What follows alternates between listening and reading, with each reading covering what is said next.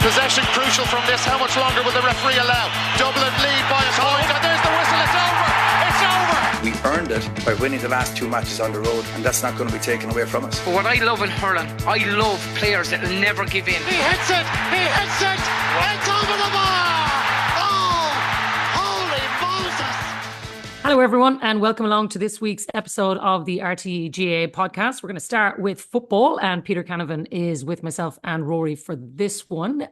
Just to bring you quickly through the results of the weekend in Division 1, Armagh 120, Dublin 112, Mayo 21 points, Kerry 116, Donegal 122, Derry 119 and Galway 118, Tyrone 118, which leaves it looking very interesting in Division 1 with Galway and Donegal on 8 points, Dublin on 6, Armagh and Mayo both on 5 points, Kerry on 4, Tyrone on 3 and Derry on 1. And if you missed Division 2, which is where it is really at for anybody who's been following football over the last couple of weeks, Cavan 120, Down 118, Cork 13 points, Roscommon 221, Louth 21, 121, Monaghan 127, Westmeath 117, Meath 314, Monaghan, Roscommon and Meath all on 8 points. Cavan on 6 points, Louth and Cork on 4, Down on 2 and Westmeath on no points, which is interesting because there's so much happening in Division 2. And maybe that's something that we'll get into in a little while, because it does seem to me, Peter, that after the weekend, maybe it's because people knew that the Football Review Committee were potentially going to make some tweaks to these rules, that it seems to me like every intercounty manager who was given a platform to speak about the rules this weekend did so. And yes, there was some controversial moments in a lot of them, but is it just me, or did it feel like everybody this weekend had something that they wanted to get off their chests? Yeah, the fact that there's going to be tweaks made, there's no doubt about that, Jacqui. But look, we've been, in terms of the FRC, we've been taking in opinions from inter-county managers all along, and referees likewise. There was a survey for supporters. So look, there's plenty of feedback coming back from round one. And we've seen from every round of the league, there's different things come up that we didn't think maybe was a real problem. So look, it's very much, we're learning as we go along here, but unfortunately, and I think I read somewhere where Michael Murphy had quoted that when he was a player, all he was concerned, he wasn't interested in rule changes or nothing like that. He just wanted to keep things the way they were so that they could get on with their business and do what they do best. Managers are no different. They're only concerned about their own team and their training programs and all the rest. So it's until you get out of that bubble and you look at the bigger picture. We're doing this for the betterment of the game, to make it a better spectacle. And there's going to be some pain along the way. Obviously, there are things that need to be tweaked. I hope that happens later on tonight whenever we meet. But it's not a perfect scenario by any stretch of the imagination. But is it a better game now than it was last year? I think supporters would tell you it definitely is. Yeah, I totally agree, Peter. And listen, your tweaks is the right word. And I know people are sick of listening to everybody talking about what about this, what about this, what about this. But when you're going into that meeting tonight with an open mind, with a room full of football-minded people who want this to be better, in your opinion, is there one thing, two things? Like, if you had a perfect scenario where you'd say, I'd love to even just change this one small thing and I think it would be grand, what would it be for you? Well, Jacqui, before I was asked to sit in any, at the very start when it came out, the reservation that I had was that there were so many changes coming at the one time, and I thought that would be difficult to implement. And I think that's the way it's panning about. There's been some very good ones, but a few things that I myself would certainly like to see change. I do believe that the 20-second guideline for referees and for goalkeepers hitting it out is very harsh.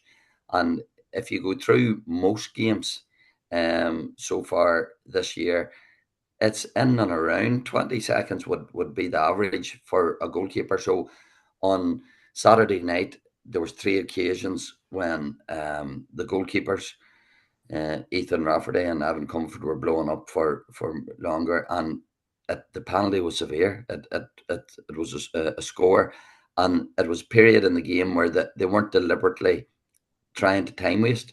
So I think that's certainly something that needs to be looked at. The black card scenario, again, Park Joyce, spoke about it after the match. It was a problem after the match yesterday. It was a problem last week as well.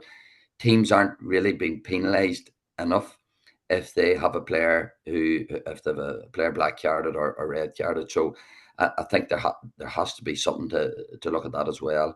And look, you could nearly go through them all, hand the ball back. Is it easier to set it down on the ground and get out of the way, or is it better to hand it back? So there's lots of wee things that I know will be discussed and debated tonight, and I hope we get a consensus as to the best way we can move forward. Yeah, you may that's the hard part, Rory. Yeah. Too many cooks trying to get it right. The one thing is though, and like you've said this to me in our discussions about this as well, the timing part is still a big thing, because whether it's the hooter system, which as I understand has been problematic in some grounds around the country, and there is going to be teething issues with that, but also the one that Peter has just outlined, 20 seconds, the punishment for that does seem quite unfair. Well, the thing with the time for me, I didn't really feel when I was looking at the rules when they were first laid out, when the entire suite, the timing issue and the hooter system and the time off and those types of aspects where they were trying to help the referee, obviously, and to maybe empower the fourth official, to allow the referee maybe more time to concentrate on the game. They're all very laudable things to try and do and simplify the referee's role to basically just watch, play, and not have to worry about administration type matters. But I didn't really ever get a sense that timing and the adjudication on time was a major issue with all of the rules. Now, I understand why this was brought in, but it seems to be having a knock-on effect in terms of speeding up the kickouts and watching lads for time wasting and all of those different types of things. Then it's also creating an issue, which we saw in the Westmeath game, where people are disputing whether or not the final goal, which ultimately became the key score, was it before or after the hooter went. Could you hear the hooter? I mean, I don't know, maybe I'm slightly traditional in that sense. Like, I never really saw anything wrong with the referee blowing the whistle and effectively leaving it at his discretion. And sure, look, if we didn't have that, we may not have had some of the most amazing moments we had, particularly in the hurling sense. And the obvious one is the Donald O'Donovan situation, in the 2013 All-Ireland drawn final, where Brian Gavin was very liberal in the amount of time that he added on. But like, the thing for me is, and we've seen a lot of managers coming out this weekend, and I understand why you have to ask managers, but I'm not entirely sure they're the right people to be asking. And they are going to have gripes and they're not going to like them. Like Armagh, for instance, in my view, do a huge amount of cribbing about these rules. Yet to me, they look unbelievably well set up to take advantage of them. That Armagh press on Saturday night, the way that the athleticism they have and the way that they can go after your kick out. I mean, these rules look tailor-made. And then you have Ethan Rafferty joining Peter and Paul in the studio afterwards saying they're going to make me redundant when they were such beneficiaries of it in taking Dublin to the absolute cleaners in the first half. It just didn't really tally with me. Now, the other issue that I would have, and this is a major issue, which I think people are very quick to forget, and there's a huge element of recency bias attaches itself to these things. Last year's All-Ireland football final was the worst viewed football final in probably ever, but certainly in the 20 years that I'm working in RTÉ. It was an atrocious figure. There was more people watched the All-Ireland hurling semi-final between Cork and Limerick than watched the All-Ireland football final. People had started to not only vote with their feet, but they'd started to vote with their remote controls, with their newspaper columns, with the media, with everything. People were starting to turn off Gaelic football in their droves. In their droves. Are these rules drastic? Yes.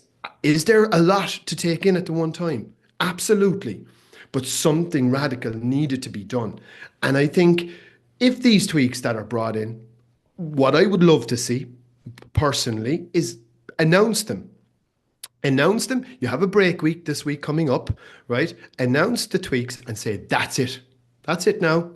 So at least you're giving teams the opportunity to say, because like the reality to be fair to Jim McGuinness and Paddy Talley and Kieran McGeeney, it is very, very difficult. If you're going to wait until the completion of the National League and the team is out in the championship 6 days later with a couple of different amendments to a couple of different rules, that's not really ideal.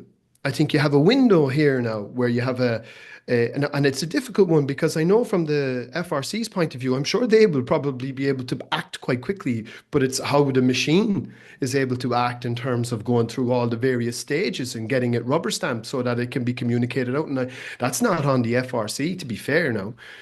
But I think it would behove and it would help everybody here if whatever tweaks or changes are made in advance of this weekend of the next round of football, which is now 13 days out, and say, look, this is it, and this is it for 2025.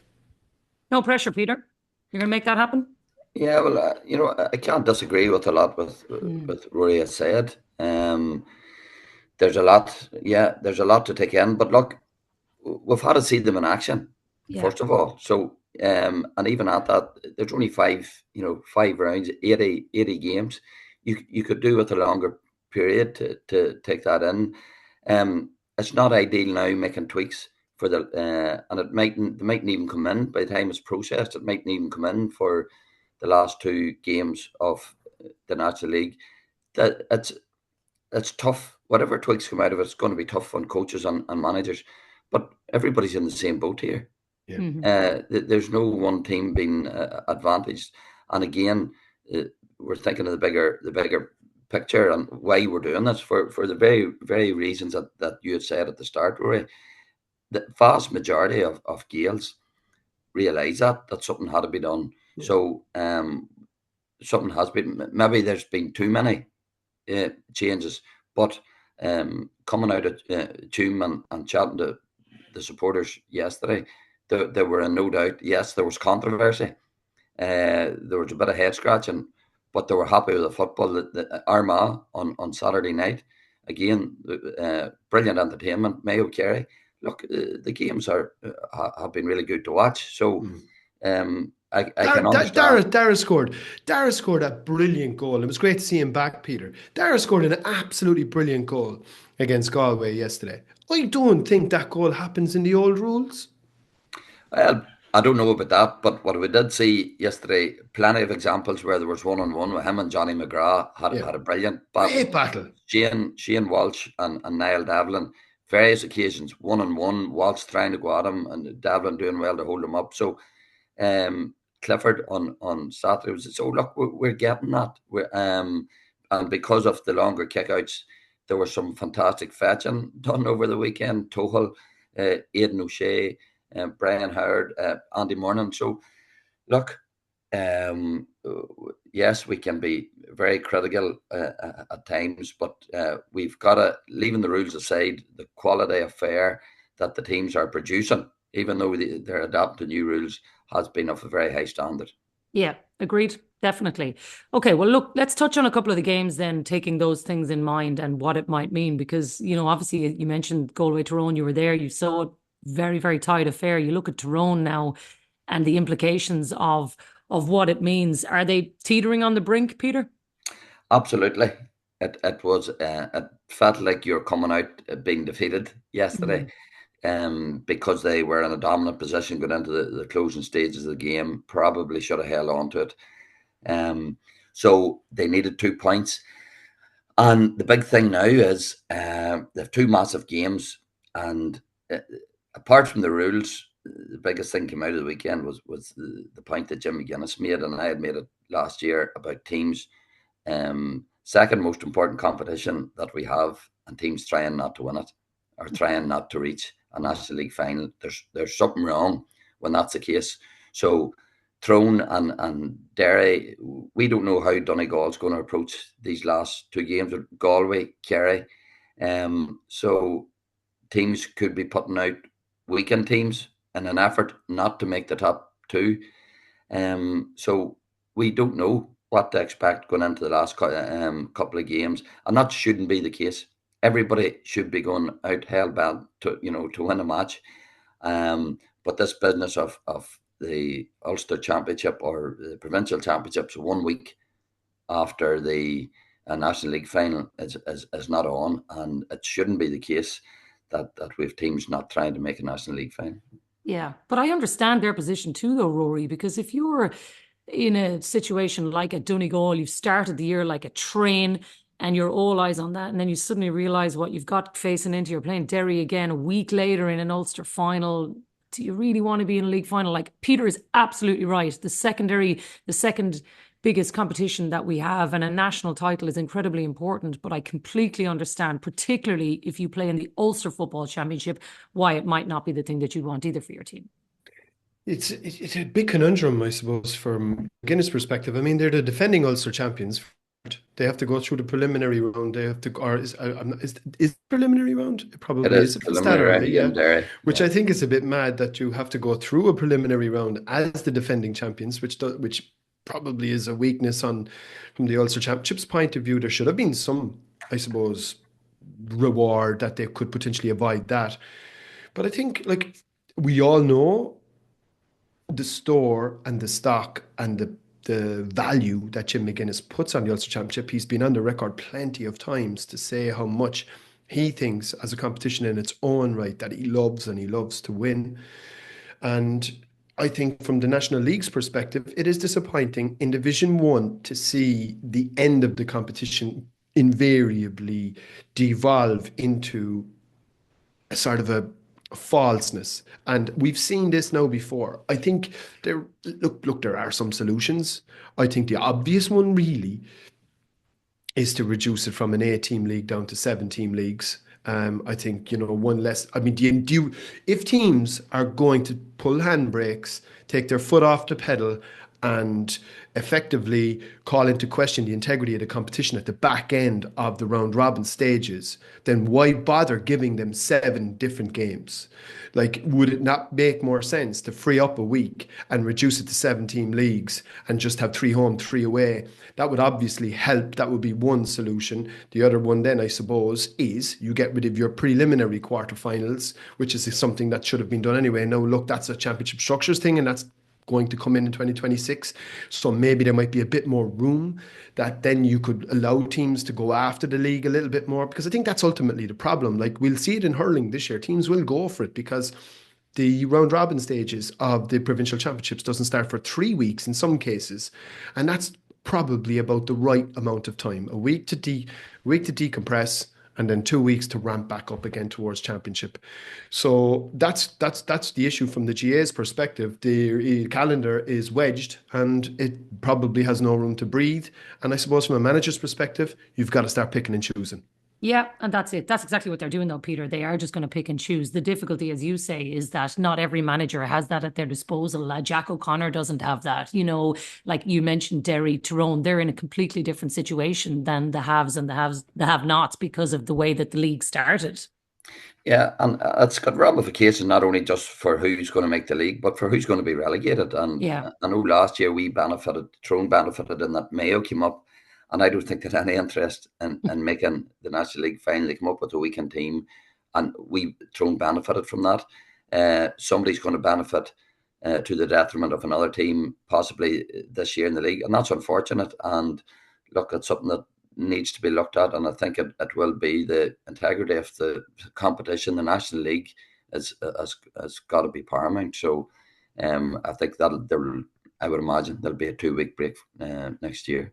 Yeah, look, I think that's probably definitely part of the 2026 calendar anyway. You mentioned some of the games, Rory, and the way that people are falling off. I've certainly been watching the last couple of Saturday night games on RTÉ and the box office situation, again, similar with Armagh Dublin at the weekend. You are going, okay, yeah, maybe people have not been watching, but I think anybody who has tuned in over the last number of weeks and seen the volume of games that have been across TG Car and RTÉ, certainly over the last number of weeks, GA and BBC... Plus. And the volume of scores that they've been seeing has been significant. Like, even as I was flying through some of them scores, some of these sound like hurling scores. And that is something that we have actually really had to adjust our minds to, that not only has there been a larger volume of them being shown on TV, but the quality of them, that one on Saturday night, absolute box office stuff again. Yeah, I loved it. I thought it was, I mean, in the first half, like we were speaking last week about how we kind of felt that this would be a fantastic test for Desi Farrell, especially with such a young and an inexperienced team. And you could really see that in that first half.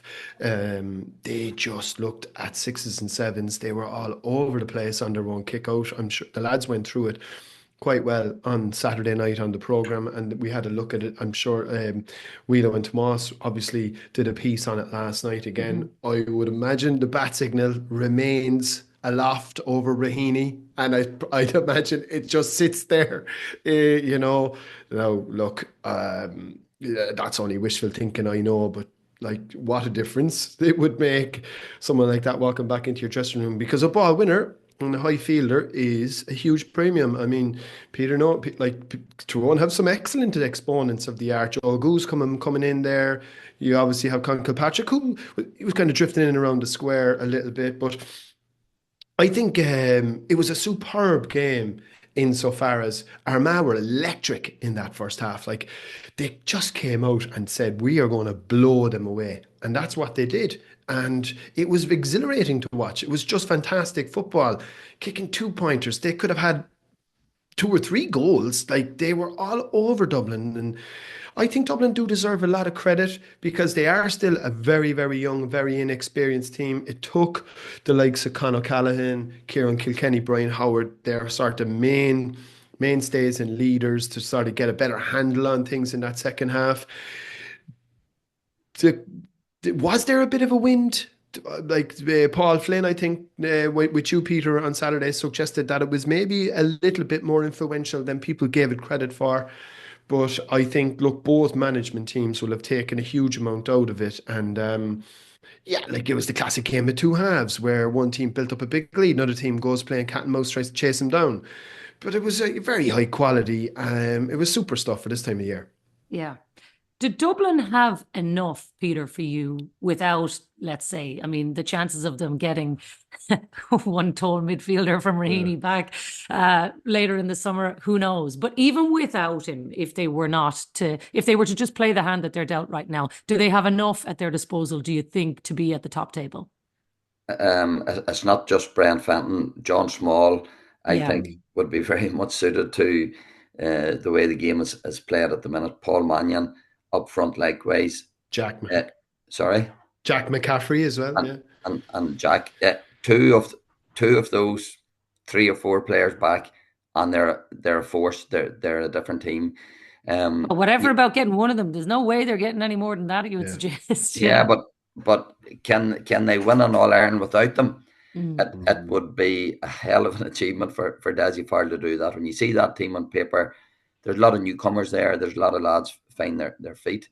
And Desi, whilst I know he was disgusted with their first half performance, they didn't wilt in the second half. They came back with a strong response. And if they had had their shooting boots on, they would have been in the game without a doubt going into the last. They were guilty of kicking some very easy shots wide. So when he looks back on that, he'd be thinking they actually could have got something out of the game. So he'll be very happy with their response. But I've no doubt he would have been left scratching his head at half time. But a lot of that was down to the quality of performance from Armagh. They really went after dubs the way they've done with all their home games this year. They've been brilliant in the first half against Tyrone, brilliant against Mayo, and they've took their foot off the pedal in the second half and all those games. But they know what they're about. They have a number of players to come back in as well. They're playing with confidence and with a swagger, like a team that has won the All-Ireland. So they're going to be a force later on in the summer. I think for Armagh, Rory, just finding their feet as the season goes on, with Rian O'Neill back and just trying to find a groove. And with every passing week, Kieran McGeeney seems to be finding something more that maybe was just take a while when you're the All-Ireland champions to find the rhythm. But I think people are slowly starting to be impressed by them again. Yeah, I think that I suppose they've suffered a little bit insofar as they've won the last All Ireland under rules that people were obviously, which was a different game. So in some respects, maybe they haven't gotten the credit that they deserve. And people are probably, questioning whether or not they can adapt to what's effectively a new game. But like I mentioned this earlier, I think they probably have more, like they have some of the best 2-point shooters. They are absolutely the most aggressive on a press. They are extremely well coached. They have a brilliant goalkeeper who can still find his man despite having to lamp the ball out long. They have superb fetchers around the middle of the field. I mean, it's almost tailor-made for them in many ways to go on and really utilize these rules to their best advantage, because I would see them nearly having the raw materials and the tools to capitalize them probably more than most. Their issue, as Peter mentioned, and it is a theme, is they tend to come out all guns blazing, and then all of a sudden there tends to be lulls. But look, it's very hard. It's an amateur sport. You're not going to be able to keep that pace and that intensity up for 70 odd minutes. But my word, like when they are on song, and Peter mentioned, like, imagine Rian O'Neill coming back in, licking his lips at these 2-point options. Armagh are the real deal. Yeah, no, they certainly look like it. Right, Peter, let's just finish off with one brief word on Division 2, because I mentioned there you've got 3 teams now on 8 points. Monaghan, Roscommon, Meath. Meath maybe, albeit benefiting from that Hooter situation that we discussed there with a last-minute goal. But like, Division 2 is just wildly unpredictable now. You've got on one end of the table a team like Cork taking an absolute hiding off Roscommon, and at the other end of the table, Monaghan shooting 127, massive scores. Roscommon 221, Meath 3 goals. Like, these teams are really finding their feet. Like, Rory's talking about Armagh adapting to the new rules. Like, I think Meath in particular have been so impressive, but Roscommon and Monaghan too. That's going to be some shootout for promotion. Yeah, and it wasn't as straightforward at the start of the league. A lot of with Division 2, a lot of people, I think, felt Down could be competing to get Louth. They had a brilliant year last year. A lot of people fancy there's every possibility that they could have got promoted. So seriously competitive games. And again, the standard of football has been really high. Roscommon in particular, to me, are catching the eye because they've unearthed another really talented forward in Conor Hand. Not that they didn't have good forwards anyway. Yeah. And again, there's a physicality about them as well. So I would be surprised if they definitely don't get promoted, joined by either Monaghan or Meath. Yeah. But it leaves a Connacht Championship really interesting, that Galway aren't going to get things their own way with the resurgence in Mayo, and with this Roscommon team are coming, and they've got quality up front. Yeah, definitely. And the other end of the table, equally as interesting. No, we won't talk about that. Yeah, we'll come back to that another day. Right, look, we'll leave the football there. Peter, thanks a million for being with us, and good luck with the meeting. Keep an open mind, and maybe turn the phone off in case you have too many other people offering you suggestions. Oh, plenty offering advice, Jacqui, let me assure you. All right, cheers, Peter. Thanks a million. Right, see you later. He hits it, it's over the bar! Shane McGrath is with us now to chat hurling. So in Division 1A, Cork 122, Kilkenny 216, Wexford 120, Galway 219, Limerick 21 points, Clare 121. Let's start with that game, Shane, because looked brilliant. Everybody talking about Clare are gone, and just when they needed the neighbours to turn up and give them a good rattle, this is exactly what happened. This was the lift that Clare hurling folks needed. Yeah, it was. And to be honest, Jacqui, like, a lot of people might be saying, like maybe a completely different Clare team from the Wexford game and all this. So I was just going through the programme there. I was at the Wexford game, and they had 12 of the same starters. 2 of the guys that came in were Conor Lean came in, Jack O'Neill came in, and Sean Rinn came in. But other than that, it was the 12 guys that started against Wexford. So what do you put it down to? I was just talking about it during the week. I was like, as a principal of a primary school or whatever, as a parent myself, you encourage people not to hate each other, and everyone respects each other.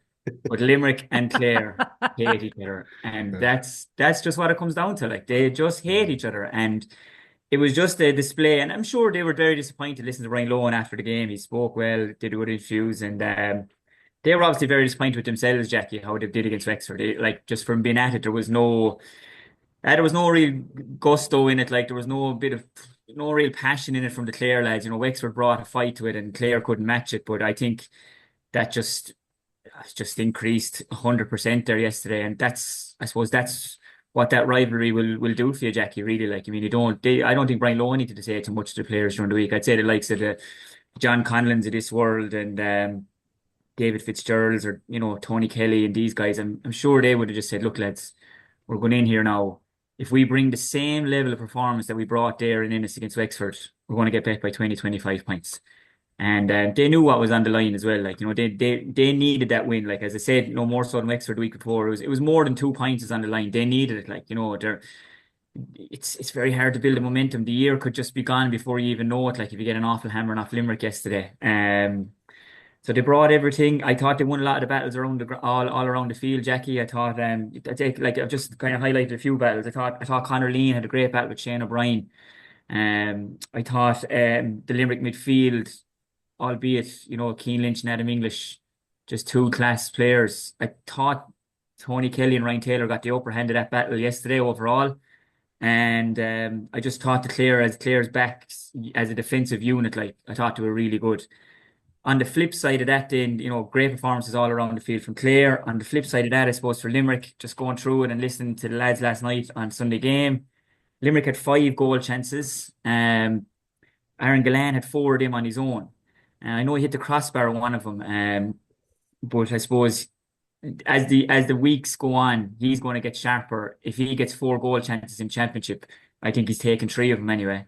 I think even the shot Tom Morrissey took, Tom Morrissey's only back from his travels.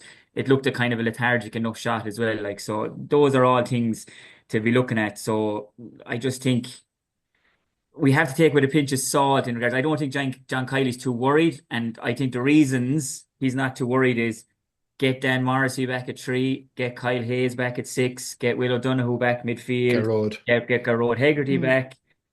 Start Tom Morrissey, maybe Peter Casey comes into the equation, Sean Finn, and all those things being what they are, Jackie. I think that's where the no panic, or there's no issue there with Limerick really. And Clare, they needed the result, they got the result, they brought great passion to it. Maybe you want to talk about the red cards or the lack of red cards, maybe, lads, from the few games. But if I can just touch on it briefly before you jump in, I don't know how you feel on it, right? For me, this is my take on it now, okay? I think that the inter-county players nowadays are in a state of physical preparation and strength that we've never ever seen before in the GAA. And why am I saying this? Like, I was lucky enough to work with UL in the Fitzgibbon there this year, and I'd be just chatting to lads, shooting the breeze with them. How's the gym going? What are you doing in the gym? Like, say, me, when I was going well with Tip, I was bench pressing maybe 65, 70 kgs, right? Okay. And that's as much as I do. And I'd be happy. These lads nowadays, some of them could be bench 130, 140. Okay. Like, that's the physical strength of them in the bench press. If they're doing a squat, they could be squatting, I'd be afraid to say it in case I get it too wrong, but it could be 160, 180, something like this. Okay. So as in regards the physical strength of them, we've never ever seen it before. And that's down to sports science, that's down to the coaching, but that's down to the lads themselves coming up through academies and everything. Okay. I just think that we nearly have to go down to the zero tolerance route with the headshots, whether that's with the hurley or with the shoulder. If you look at it in rugby, you have to err on the side of caution. There has to be a thing there. There has to be a duty of care to the players, okay? And if I'm rambling here now, let's jump in. No, you're right. This is how I feel about it, right? And I think that someone will get sent off the wrong because of it. It's the fastest game in the world played on grass. There's going to be mistakes, and the refs probably get pulled the most on the mistakes. But if it does happen and lads are going in with the shoulder or with the hurley or whatever it might be, okay, particularly with the body now, the hurley ones can be accidental. And we've seen that with Mike Casey and Tony Kelly. Again, Tony's looks worse than what Mike's is. Okay, really, there, like, and the lad said last night, and Joe and Ursula, it's the same but different. What I'm trying to get at here is, I think there needs to be a thing that The rest talk to their linesmen, they talk to the umpires. If they feel, look, he went in with the shoulder, it was to the head. What did you think? That's what I thought as well. And he gets sent off. And maybe 9 out of 10 of them will be right, but there probably will be one that will be wrong. But you know what I think now, lads? I think players have to get to a place where don't put yourself in that position that the ref has to make the call. You see it there with the football now, lads, with the thing getting moved up for abusing the ref or whatever. If we look at it in a hurling point of view, like people, I did it myself. Oh, geez, I remember I did it one year to Richie Power. It was a disgrace. Like I caught his face guard up in Crow Park. And if it was nowadays, I would have been gone. I would have been red carded, and rightly so. It was terrible. And it's literally something I always regret. Like, it was a terrible thing I did. But that doesn't happen anymore now. Lads know not to go near the face guards. They know not to go near the helmets. So at the weekend, you had Dean Kenny on Kieran Joyce. For me, I think that's a red card, lads. And I think I'm going back to the err on the side of the caution. I think Keane O'Sullivan's, whether you agree or not now, Rory, maybe, I know you're up there, Dublin, but I think Keane O'Sullivan's is a red card on Mark Fitzgerald. Okay? And I'm just going to some of them will be right, but we just need to err on the side of caution. And I just think it has to be zero tolerance from now on. Because, lads, these guys are so physically strong. Someone's going to get really hurt. Well, with that in mind, can I throw something in there then at both of you? Because Rory, you and I work across multiple sports. Both of us are involved in rugby at the moment. And I look at the communication that happens between the referee and the truck. And the director is sitting there. They give the assistant referee any angles he wants to make that decision. That same strategy is available to the GAA if they wanted to go down it. And I know there's a resistance and people say it's an amateur sport, we can't do that. The whole ethos of the game would be lost. But that thing that you've just outlined, Shane, this is a different game now than what was being played 10 years ago. And I think we all need to recognize that some of these shots that are going in are going to hurt somebody. And if that is the case, and like we're all parents of small children, we want them to be able to play the game. We want them to have aspirations of looking at this game and thinking that it's safe and a welcoming space for all of people to be able to play. And if that's the case, the best thing we can do, Rory, is to allow technology to help people make those decisions. And if they are red cards, as Shane said, just stick a referee in the truck and help him to make that decision. I genuinely think that is the only thing that is going to stop this, because the referee is already dealing with way too much on the field to be making those decisions as well. Yeah, and people will say, oh, why are you bringing it in at intercounty level? Well, we're bringing it in at intercounty level for all the reasons Shane just outlined. The sheer power and the physical impact that intercounty players can level you with these days is frightening. I mean, if you have two young men or women, particularly men, that might be 16, 17 stone. That isn't 16 or 17 stone of. That is 16, 17 stone of muscle. Running maybe, I don't know what kind of pace, and running into each other and then colliding with their heads. I know people would say, oh, the face guard. The face guard is there to protect your teeth and to stop you from picking up nicks. And it's not there to actually protect the head, per se, from that type of impact. It's not an American football style helmet. We've seen this a lot. Referees, because of the macho culture that drifted in, particularly with referees, and particularly with some referees who wanted to be these I'm a let the game flow merchant, right? We've seen it. I think it was Seamus Flanagan on one of the Bennetts in a Munster Championship match last year, the year before. We saw Ronan Maher on Dara Fitzgibbon below on Páirc Queeve. We saw a Cork player at under 20s level against Offaly nearly take the head clean off a fella. We've seen poor David Burke, who's one of the cleanest players you'd ever meet, mistimed it, but straight into the head just last year. These are so dangerous. Rugby is facing an existential crisis because they're facing class action lawsuits, right? Now, this is the potential to bankrupt the entire sport if these are successful. So they're taking unbelievably drastic action. And part of that action is this 20-minute red card.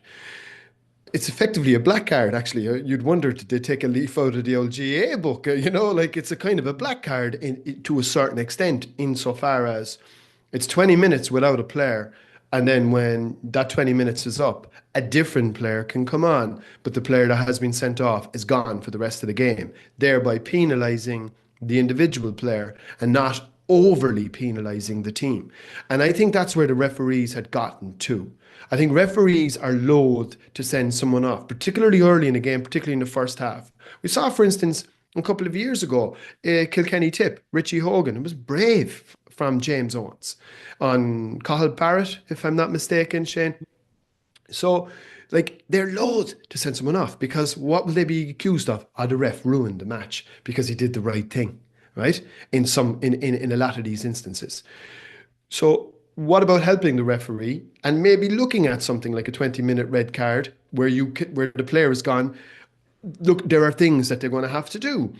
But to go back to Shane's point initially around some of these decisions at the weekend, I mean, yeah, the one with Tony Kelly, for me, it's a strike with the Hurley. That's a red card. I thought the Cian Kenny one was far more dangerous than the Cian O'Sullivan one. Cian Kenny gets a yellow and Cian O'Sullivan doesn't. So one thing that bugs me is this notion, all we're looking for is consistency. Look, you're not going to get consistency. That's the Shangri-La. That's sort of like wishful thinking. You're just not going to get that. Well, you would if you had zero tolerance, as Shane is saying. Yeah, but are the referees in hurling being pulled up when they do not send someone off for head-high contacts? Yeah. They are not being pulled up on it. Because if they were, half the referees in the country wouldn't be doing inter-county matches because they're all guilty of being profligate on this issue. Yeah, I do think someone will suffer because of it. You know, someone probably will get sent off, maybe that shouldn't have been sent off, but I just feel that we're getting to a place now where, and maybe we've been there now for a couple of years, that some people are going to have to suffer for this just to get stamped out, because I just feel, as I said, don't put yourself in that position. Like if a guy is coming up out of tackle, and I tell you, look, I've seen it firsthand there, right? As I said, I was involved with, as I said, UL at Fitzgibbon, and we played the semi-final and it was on down in Mallow. And we played one of the Cork colleges, and Tyler Walsh, Tomas Walsh was refereeing the match. And I have to say that night, lads, he sent two lads off. The first one was a blatant red card. It was a strike into the head, shoulder into the head as one of the players coming up. Second one could be an argument made, maybe, but you know what? By the letter of the law, again, it was a shoulder into the head. And, you know, day two lads sent off and the game was done, like the game was ruined, like really at that stage, you know, not the fault of UL, but that's just the way it was. Okay. But what I'm saying was, in fairness to him that night, I had to say, you know, that he had a duty of care to the players and he did send the boys off. And I just think we're going to have to err on the side of caution. And I don't want to keep talking about this because we want to talk about the hurling and how brilliant it is. But I just think they're so physically strong. They're moving at such pace. Don't put yourself into that position where the ref has to make the call for you. If a guy is going down and he's coming up and you go in with the shoulder or you go in with the hip and you're hitting him in the head, it's going to lead to a very, very serious injury and it's going to happen soon. And I know people mightn't agree with me on this. That's fine, lads. That's the whole point of it. We all have our opinions. But I mean, someone with the picture of an apple and you're at Mike 12759 coming at you and abusing you over this. If you're coming at it, just, you know, you have your side of it and I'll have mine. But that's my take on it, lads. And I do think we might have to go down just zero tolerance. Sometimes you'll be right, sometimes you're wrong. But again, it's the duty of care to the players we're looking out for here. Like, yeah. Yep. No, you're right. And I do think as well, for some teams, I heard... sorry, Jacqui. And you're right, actually. Sorry, just one point. The Gary Ringrose red card that time there, like in a rugby context, I know the hurling people be giving, what are you talking about rugby? But I do think it's, you know, it's important because it's something that's a big issue in their sport. That was not seen by the referee in real time. He had no clue that this had happened. Exactly. So we could support them, you know. And the other thing, but it was the TMO that said, you have to come back here. Exactly. This guy, you know. Exactly. And the other thing, Rory, sorry, I promise we'll leave this now because people listen to it are probably like, geez, will you talk about the hurling? I totally get that. But one other thing that happens in that is when a fella gets sent off, in hurling in particular, there is always a narrative that comes out where, but he's not a dirty fella. He's actually a great lad. He's not that kind of player. Gary Ringrose has never gotten even a yellow card in his career. He just mistimed his tackle and he hit a fella in the head. Yeah. But he's not a dirty fella either. It was just a bad tackle and he got it wrong. Sometimes people can just make bad tackles and get it wrong. And that doesn't mean he's a bad fella. He just got sent off, you know. And the point that I was going to make was I heard Niall O'Callaghan after the game, Shane, saying it was the third week in a row they'd had a player sent off. And whether it was a right or a wrong decision, there is a massive implication that it has on your team, because the narrative that starts to develop around your team is that you've got something to clean up because you can't keep all your 15 players on the field, and it is actually impacting on their results as well. Yes. But I think just don't put yourselves into the position where the ref has to make this call that could be yellow, could be red. Just don't put yourself in that position. You know what I mean? I think players they're mature enough now and they're wise enough now to know like that they are so physically strong. As I said, lads, I mean, I'd say the numbers compared, if you go back like down through the years, it was just all the kind of natural work strength, maybe from being on the buildings, being farmers, things like that. I wouldn't be for the manual labour myself now. That's why I'm That's makes in two of us. school, you know. So like maybe that's why I'm not doing the bench press and the visor. But like, yeah, there you go. Their strength is on another level. But yeah, look, that's it. Yeah. That's my take on it. Yeah. Never fear. I'm sure we'll come back to it again at another time. So much to talk about over the weekend. The Cork-Kilkenny game, I think, Shane, on Saturday evening, when you're just watching the volume of support that had come out for the Ryan family, even watching Pat. I mean, I was obviously at Ray's funeral over the last number of days in Cork, but Pat had said he was hoping to take the line, but I genuinely didn't expect that he'd carry out his media duties or anything like that. But to watch the way he conducted himself, the way his team conducted themselves, the way they all spoke about it afterwards. Like, I know you've said it before and you're always so good about perspective and what it means, but hurling was so irrelevant, but it was nice that hurling had such a point over the weekend that it allowed people to come out and support a family who really needed it. That's what I thought really, to me, if you ask me about what stood out over the weekend, it was the GAA community standing behind one of their people. I thought it was really, really incredible. Look, it is, Jacqui, you know, and I know you know the Ryan, you know the Ryans very well, like, so our sympathies to everyone. You know, I would have hurled against Ray as well, you know, a great lad. Lads in the guards would have played Fitzgibbon with him, and the stories went around about him. So look, it does put it in perspective, it really does. But I think when the need is most, lads, in life, whatever it might be, whether it's a funeral or, you know, a family needs something. I suppose I could give you an example here in Tip, right? When the snow was bad there a few weeks ago, Timmy Hammersley from Clonalty, Rossmore, and I'm not sure if it was his granny or his granddad. No, I apologise. No, I don't know that. But the funeral was going to be called off, I think, because the roads were so bad. And everyone just got into tractors, 4x4s, everything they could. They cleared all the roads so the funeral could happen. And I was even just reading about Ben Keneally there from Offaly. I don't know if you know this, but he buried his grandfather at, I think Offaly played yesterday, wasn't it? Mm-hmm. Yeah. He left the funeral early for his grandfather to go and to play for Offaly yesterday. And what he said was, I just have the quote here, he said his grandfather was a mad GM and he'd actually be tick with me if I didn't go to the match.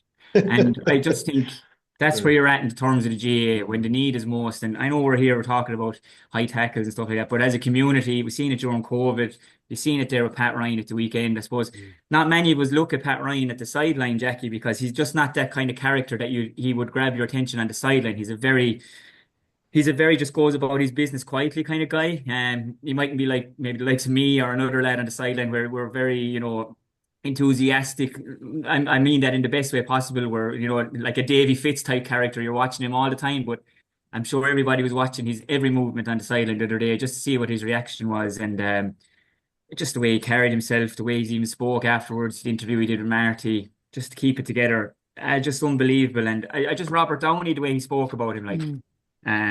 Just said we suppose they knew they had to do it, like, you know, and I just said that the quote about that they love him to bits, like, sure, like all them things are unreal that here we are, like in an amateur organisation, they get hit with that during the week, go out then and play a match in front of, was it 22,000 people? Yeah. It's a big crowd, you know, and everybody is watching you, whether, and I'm sure Pat Ryan is not a guy for that. He's not a guy that wants the attention. He just wants to be there, do his job.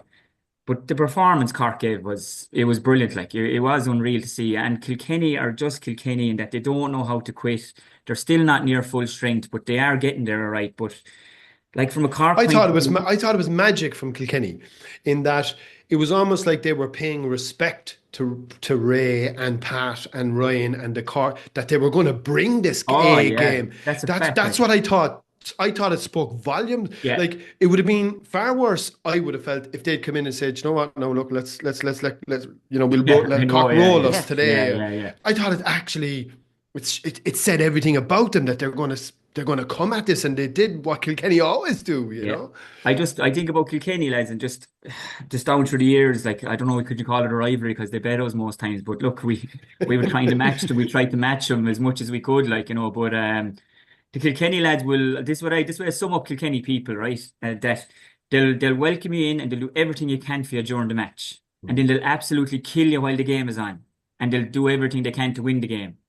And if they injure you after the game, then they'll take you to the hospital. Yeah. And that's just them in a nutshell, like, because that's the way they are. As you said, Rory, I totally agree. It could have been another team who said, oh, look, everything we have to go through, lads, maybe we should just ease off tonight. Let them have it, like, and not. No, I said the best respect they could give him was, we'll give you a match, lads. Exactly. We'll give you a match, we'll take it to you. And they did. And you know what? As good as Cork were, and I thought they were the dominant team in the game, right? Just a few little things then, I suppose, like up to the 19th minute, you know, when Diarmaid Healy gets that goal, we talk about him in a second. What a debut. Excellent. 1-5. I think from minute 20 to half time, then Kilkenny outscore Cork 2-4 to 4 points. But the 2 goals are things they look back and say, they're avoidable, lads. You know, Billy Ryan's turnover and Stephen Donnelly's goal, they're things we can tidy up. We can tidy up these things. But again, as dominant as Cork were, and it's just Kilkenny in a nutshell, if TJ bats that ball into the goal, it's probably going to end up being a draw game, like. Or you know, like, so I think that's just Kilkenny, that you think they're not in it, but they're tipping away all the time. I think Cian Kenny, I know I spoke about him, I thought it should have been a red, but anyway, I think he is playing serious stuff in that number 11 role for Kilkenny. He's linking it well. He's that real modern centre forward, that he's drifting off Kieran Joyce. He's asking the question of 6, do you want to come at me or not? He's very comfortable on the ball. He knows where the posts are. So I think 11 is probably his best place, although he probably could have got an all-star midfield last year. I think he's just really, really good at that link play there, since Killian Doyle has kind of come in and he's done that workman-like role for Kilkenny in the middle of the field. So I think Kilkenny, they're getting back all the time. They're nearly getting back to full strength now. Like, you see why Hugh Lawler, like, he is just on his day the best fullback in the country. And I know people make the argument for Dan Morrissey and for Conor Cleary and these types of guys. I think Hugh Lawler, as an athlete, as a hurler, as a fullback, he is unreal, and that's very evident from. It was Decky Dalton was on him for a lot there the other night. I don't think Decky scored from play. I don't think Brian Hayes scored from play. Stand to be corrected on that. So that speaks volume Hugh Lawler where he's at. But I thought the impact Cork got off the bench, Jacqui, was unreal. That's another big plus. Like, you know, you have the likes of, say, Cormac O'Brien coming on, he's making an impact. Tommy O'Connell is coming on, making an impact. Luke Meade is coming on, he's making a difference. So that's another positive as well. Hoggy is back. Jack O'Connor did okay when he came in as well. Did okay, because, you know, he got a hard time of it now against Tip the week before on Robert Doyle. Yep. And I thought, like, Hoggy looked sharp again. Yeah. And I think, you know, they're finding the spine of their team there all the time now with Downies, with Kieran Joyce, and with these guys. So I really think when Cork have everyone, I just think they're so close to being the best. And who knows if they can make a breakthrough. And I've said this before, they could be the team that could dominate. They really, really could if they make the breakthrough. One small little blot on the copybook, not necessarily like it's no one's fault, but one negative, I suppose, more than anything else, Jacqui, is Ger Mellerick. Ger he's a little injury prone. He looked, if it's a hamstring, I'd be a bit concerned. And I think I got a sense particularly from the way the teams have been picked in their first few matches, I think Ger was going to be in the full back line come championship.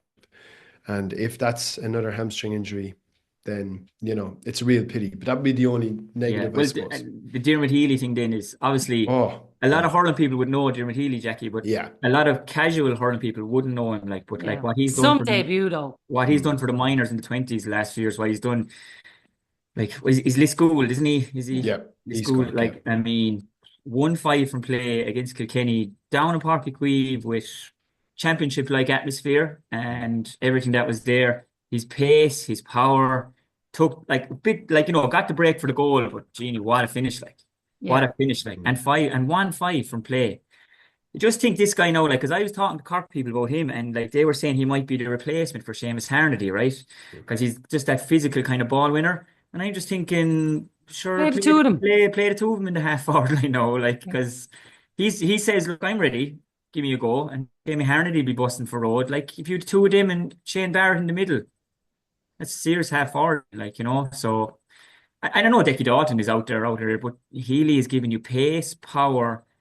His work rate was excellent. Shane Barrett's work rate was excellent as well. So I'd be thinking, like, rather than this guy replace Seamus Harnedy, maybe the two of them could play together in the half forward line with Shane Barrett, and you could have inside in, like, with Alan Connolly, Brian Hayes, Hoggy, Jack O'Connor, who knows? These lads, I'm telling you, if they could get them all ticking, they'll take stopping, like. Yeah. Well, Nice there's a lot of options. depth. There's a lot of depth, and he came on against Tip. Now, look, and he scored a point as well, but it was a full for in terms of a starting debut. It was his first, and he was outstanding. I think I suppose if you were to compare the two games, I kind of felt Sunday's was a higher intensity and the quality was that little bit higher, and Cork Kilkenny maybe lacked a little bit. Like the basics were always as usual top class. Cork had a bit of a sniff of a goal chance early on for Brian Hayes. They had to work hard for their early scores, but I think that always goes without saying anyway with Kilkenny. And as you said, Dermot Healy took his goal really well, and like look the potential that he has, and I think Joe mentioned Jacqui. I'd imagine Jack is still a bit away Yeah, from I going. don't think Jack He, is involved. And again, it's just he's very, from very young. Like yeah. Jack, don't Yeah, you? yeah. Yeah, I yeah, think yeah. he's class as a finisher. Where I'm kind of maybe confused with the thing is that I think this guy has potential to be unbelievable. He probably maybe needs a bit of physical Yeah. work, and he knows that himself. I don't maybe know why they don't have him in there anyway. Extended panel. Let him do the gym. Let him be exposed to the likes of the Brian Hayeses. Let him be exposed to the likes of the Hoggies, the Shamie Harnedys, the Kieran Joyces. These guys who have Mark Coleman, these kind of guys who are trained and know how to train properly, know how to get stronger, and just exposure to that for him, maybe, But look, he maybe for the years out he'll get called in, but he had an unbelievable campaign for us with the Fitzgibbon, but he probably does need a bit of physical conditioning just to step up to the next level. But yeah, I thought maybe he might be involved. But look, maybe he will before long, like. Yeah, we'll keep an eye on him. Right, let's just finish off on one brief word then on Division 1B, Shane. I'd hope to give this more time, but listen, other matters took our agenda, so it was worthwhile having that chat as well. Offaly 122, Westmeath 19 points, Waterford 123, Dublin 218, and Carlow 121, Antrim 218. Offaly, the big story of Division 1B, as they have been for the last number of weeks. I guess Waterford's victory, though, probably just pushes them in that race. I did hear Niall O'Callaghan saying Dublin are effectively out of the promotion hunt. I don't know, was he just trying to manage expectations from his own team's point of view or what it was, but he was certainly sort of conceding it at this stage, it sounded like. Yeah, it did, I suppose. Like, just looking at the table here now, like, say, Dublin on 4 points, Waterford of 6, Offaly of 9. Like, Dublin's next game is going to be against Carlow. Like, not a given anymore. Like, I suppose, with the way Carlow are going, Antrim v Laois and Westmeath v Waterford in the next round. So you'll be looking at Waterford winning that. Like, realistically, the front runners now are Offaly and Waterford probably to be in the 1B league final.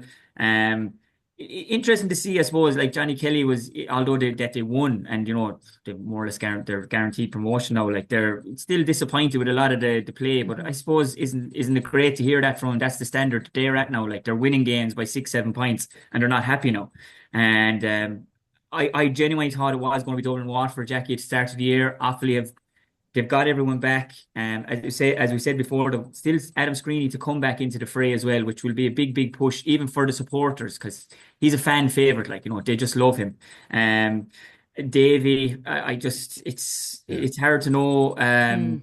Look from talking to people up in Antrim, they seem to be very happy with what he's doing up there, Jacqui, right? As regards the players and stuff.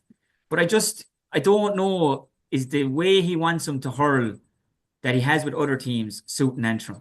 And they are down a few bodies as well, and they just probably don't have the same quality to come back in. So that's where they're falling down. And Waterford, like, they are getting, even comparing for the first game that they played this year, right? And go back to where they had the amount of bodies now that they're getting lads back week on week on week, and they're getting stronger. And I think Mark Fitzgerald at 6, playing in the half-back line, this guy has potential. I don't want to blow it out first now, right? But I think this guy has potential to be a Ken McGrath type figure. I think he's a serious player. I think he's a great leader. He doesn't say too much. He does all his talking with his actions. I think Jamie Barron at 11 is working unbelievable for them. That'll probably be something they'll stick to. Desi's inside he's got the yellow helmet on now. He's changed to the yellow helmet, so seems to be working for him as well. But all these things, they're getting more experienced players back in each line of the field. They seem to be playing better. They seem to be gelling better. That was a big game. That was a championship feel to a game. That was a league game because there was a lot on the line, and Watford got the job done. And I think Peter Queally, while he didn't want to say it, he must have been delighted there yesterday that Patrick Curran came on and did what he did. You know, it was a great finish. So 1B, as we said already, we said this will be the one I think that we'll still be talking about come the last round. That everything will be going down to the wire. Like so, well done to Offaly, and they they knew what they had inside, and maybe the rest of us probably didn't realise just how good they are. Like. Yeah, well, look, we've got to have a long season to be looking at them now. As you say, promotion secured, and we'll see what happens with that over the next couple of weeks. But lads, we'll leave it there. Shane, thanks a million for being with us. To everybody else, have a great week. Myself and Rory will be back on Thursday to look ahead to the weekend's games. We will chat to you then. Lead by a point, and there's the whistle. It's over. It's over.